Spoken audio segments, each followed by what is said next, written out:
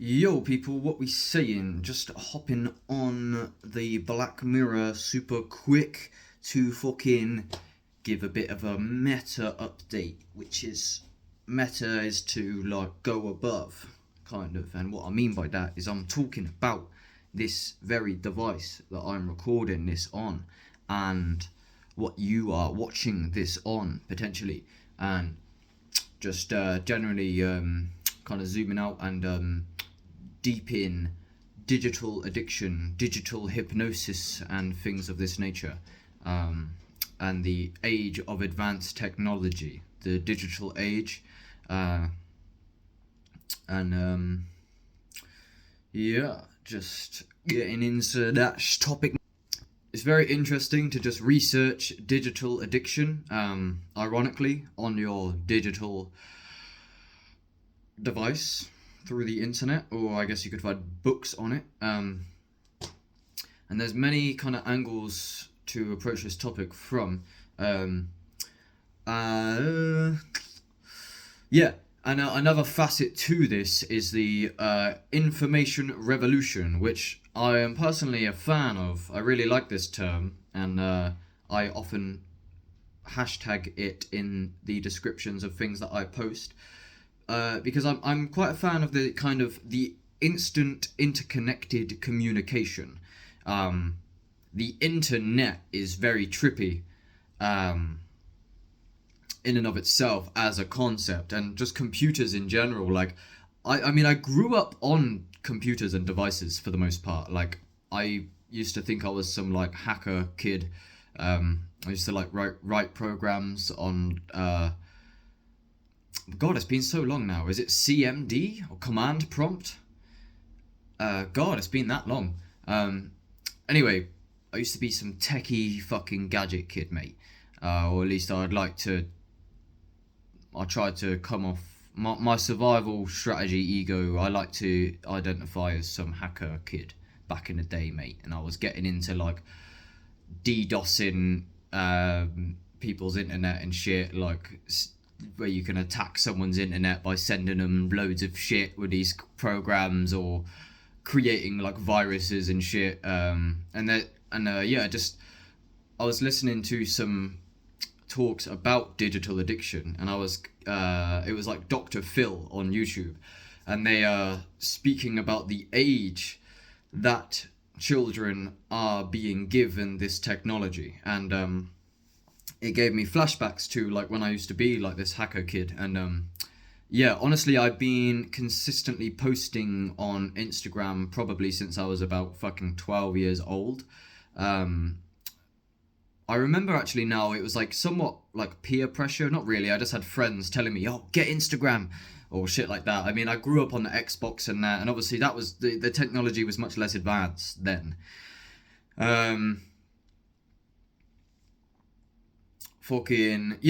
it's very like I was just getting all these flashbacks about like I did spend quite a lot of time.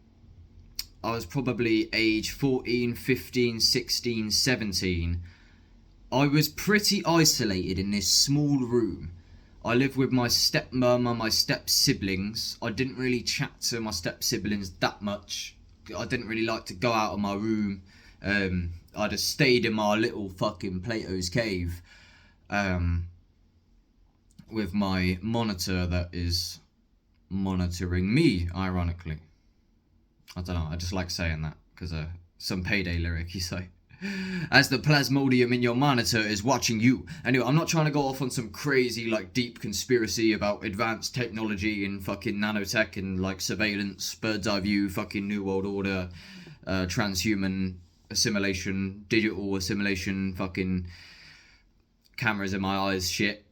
Even though that is definitely very interesting contemplation, and like that whole rabbit hole of AI, but not just AI as in like chatbots. I mean AI as in advanced surveillance technology of like multi-dimensional, like bird's eye view surveillance of like the smart grid of like you got an Alexa listening to you, you got some smart bulbs that you turn on and off with your internet. You got the fucking smart fucking fridge or whatever the fuck people have got these days. And God, there's this gadget called Friend, and it's like a necklace with a fucking AI chatbot on it, and it listens to you and everyone around you, and you can chat to it. You're like, oh, yo, friend.exe, fucking, I'm bored, mate. What are you saying? And it's like, and it will reply to you, and it's like trippy, and like, see a channel called Upper Echelon. He talks about how, like,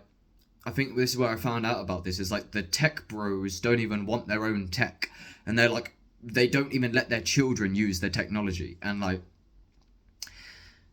yeah, it's very, because even I'm recording, this is like a branded device, you know, like I don't want to spend like so much of my lifespan like using a product from Microsoft or Apple. Like, I'm not trying to, like, you know, I'm infinite fucking nature consciousness, mate. I don't need to fucking assimilate my consciousness into a Microsoft application. I'm bigger than that. Don't let them do it to you, because they're harvesting your fucking energy. Your attention is currency, bro.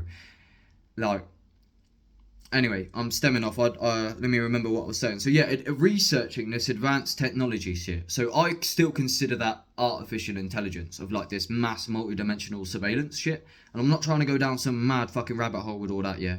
Let me cut to the point, because I'm taking long, like. But like, yeah, contemplating all of this basically woke me up drastically.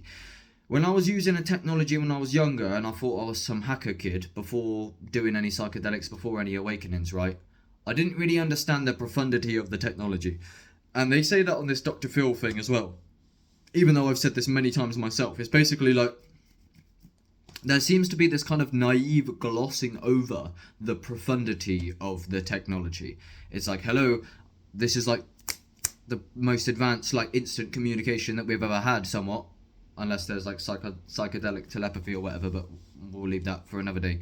I just think these portals of instant communication is so profound. It's like just a magic Black Mirror fucking portal. And like, as well, the way that we discovered all of these frequencies, like, I'm on airplane mode. Oh yeah, I am. I don't like getting zapped by EMFs and things, and there's research into electromagnetic frequencies of what this Wi-Fi box that I didn't really realise I was sat next to exactly, and I don't want to sit next to this thing, because yeah, the way that we discovered all of this, like, supposedly like the microwave along with like the internet and all, like, it was all kind of discovered together somewhat, where it was like a revolution. I don't know exactly what it was called, but where we discovered all sorts of like Bluetooth and the internet and microwaves and fucking infrared type shit or whatever's going on there. It's so profound to me how we tapped into like a whole like unseen layer of reality, and yeah, the way that the whole world is like super interconnected now, and we have like this instant communication. And I think this is like a major catalyst for the evolution of humanity. It has pros and cons, where I think a lot of the technology is toxic. We're dealing a lot now with digital addiction, especially in the youth, and then the parents don't understand the mental health of the children. As well, when I was originally saying at the beginning how the internet is very a trippy concept in and of itself, there's research that goes to show, and a cool way to phrase it that I've kind of thought of myself, and I've just verified, like Dr. Phil and that were just talking about how it's verified that basically, in the same way that having a substance dependence, like a drug addiction, changes your neurology and your brain, and you can prove this on scans, digital addiction does the same thing, not surprisingly. You know, there's all sorts of things like this. I think, like, whether it's porn addiction, which is also digital addiction, you can actually see how it changes the brain, of course. And like the extent, like Terence McKenna talks about this as well, about a drug being introduced after the war that people spend like 6 hours a day on, and at least somewhat. And like that's crazy. Like you know it, you can feel the drastic impact of it, because one, the idea transfer sphere of the internet, I'm very interested in memetics, which is the study of how ideas transfer. And now that we have this communication portal, I can transfer ideas much faster. And this is gonna and is evolving culture drastically. And so you can feel the neurological transformations that can occur through the transfer of ideas. Whether you read something in a book, but now we have it on the internet, and these ideas, ideologies can spread. Dangerous ideas. For example, I believe that the publicizing things about suicide can actually increase suicide rates, apparently. Like how challenges spread around schools, or just ideas transfer. So the same, it's like genetics but memetics, which is meme-tic is how it's spelt, and it's memes, which is ideas. They transfer from mind to mind. I know this is true for me. I actually discovered a rapper when I was about 15 years old, and his goal was to plant seeds of consciousness and memetics into people. And that's what happened to me. So I found this rapper, and he kind of implanted these truths slash, for lack of a better term, you could say maybe ideologies, and I then became assimilated into these ideas and became an agent for perpetuating and spreading these ideas myself, which is an entire metamorphosis. And I thought of this idea, this kind of phrase, which is multidimensional, metamimetic, mind, metamorphosis, metaphysics. Metamimetic is memetics, which is memes, how ideas and memes transfer through culture and evolve culture. Meta is to be a level above, like how I'm talking about digital stuff on the digital device. Metamimetic, mind, metamorphosis. Metamorphosis is like a caterpillar into a butterfly, a transformation. And metamimetic is like seeing from bird's eye view how ideas transfer and how ideas can go into minds and cause a metamorphosis. I heard about psychedelics through the internet, and that idea, when I acted upon it, really transformed me. Using the internet in synergy with psychedelics is a very trippy and potentially dangerous thing. Watch out for these ideas, because I do really think there are evil ideas and good ideas, and this is me really sussing out the core to spiritual warfare. I think there's toxic ideas that are getting spread around, and demons actually hide in the astral, and through the internet they're getting spread around a lot. I don't want to stem off, but I just think ideologies, for example, whatever it might be, whether it's LGBT stuff or whatever the fuck, or it's the way that fucking ideas can get into people. Some of them are evil, I'm pretty sure, and there are ideas that can hook on to minds, some good, some bad, or maybe that's a matter of perspective in a way. But you can basically discover ideas on the internet that take root in your mind and transform your psychological identity. And before you know it, you might end up identifying with the LGBT cult, or the fucking whatever you want to call them, or whatever ideology may take root. Or porn is very dangerous, and porn is like an attack, and it can, I don't want to stem off too deep, but say things like fetishes, often they're discovered through the internet, and they can actually take root in your mind, and stay the fuck away from that shit. Anyway, careful about the transfer of ideas. So that's one way that you can feel how the internet and the information revolution can transform your neurology and your psychology. Quickly before the 15-minute mark, because I think it might cut off on Instagram, I was going to say a minute ago, so this kind of, the way that I've thought to articulate it myself is basically, so you have the internet and you have the neural net. But with this digital addiction, transhumanism, assimilation we're seeing, basically it's proven that the neural net basically gets entangled with the internet. And this is very trippy to me. Hopefully it doesn't cut out on Instagram.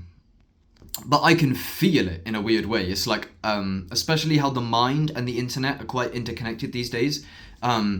It's like, and with the brain scans verifying what I'm saying, it's like basically, depending on your level of digital assimilation or addiction, can depend on the level of that your neurology is transformed by the internet or these devices if you use them a lot.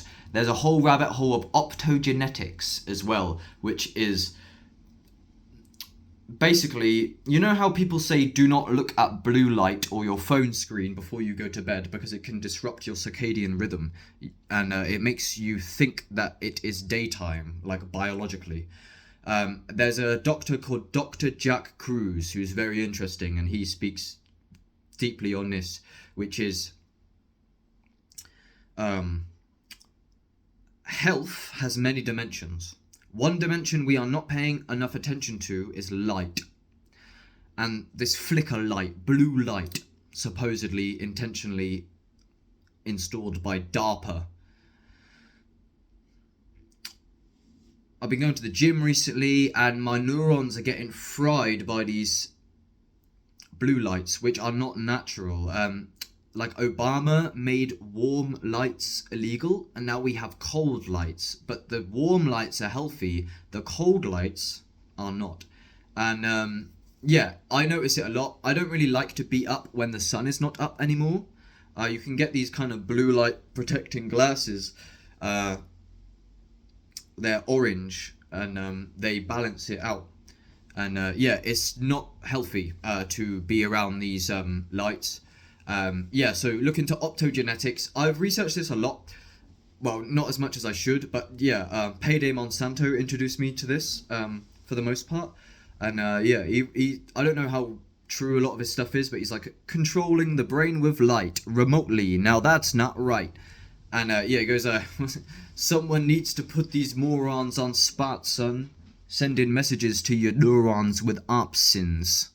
Neural modulation of the whole population. They got you gang stalking each other now in moderation. So opsins, when I was researching this, apparently, basically, I don't know how you look into it. Opsins, they supposedly, I don't know how true this is.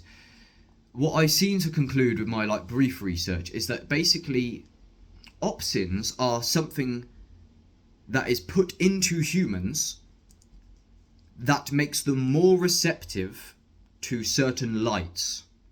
Makes neurons more receptive to certain lights. Apparently they are put into humans via genetically modified viruses. There's a song by Payday called Stealing Your Light, and it's about this crazy conspiracy of all this advanced technology and stuff. I didn't want to go into all this about this new world order digital assimilation, but it's very deep. And yeah, basically for me, researching the limits or lack thereof of advanced technology is what was blowing my mind. So yes, I did have major awakenings with psychedelics and breathwork and diet change, and I really thought I was awakened at that point. But when I really started to research AI and really deep and listen to some of Payday Monsanto's concepts, basically what I realized is, say this thing right now, like the bird's eye view surveillance stuff, is like basically comprehend with your neural net the or your cognition, basically the limits or lack thereof of advanced technology. So we have this Black Mirror portal that I'm recording this on now, which is sending this communication to loads of people who have this screen. We know that everyone's on this fucking screen because everyone starts talking about fucking Charlie Kirk at the same time. Maybe it would have spread through the newspaper, but I think the digital information revolution is much more efficient in a way. I've only got a minute left before it cuts out on Instagram. But yeah, research hacking humans. They're on the World Economic Forum saying that humans are programmable now with advanced technology. You can look into nanotech, and basically, for me, this was the major breakthrough. I was contemplating, could you basically culturally condition and program a human? If you had like millions, billions of dollars from bird's eye view surveillance, could you basically give them a little bit of this through the drug delivery system, chemtrails? Could you zap them with a bit of this optogenetic fucking blue light? Could you Like rats in a rat maze, could you basically control them if you had enough money and surveillance? What are the limits of this? For a philosophical experiment, to what extent can you control a population from bird's eye view surveillance? With loads of money.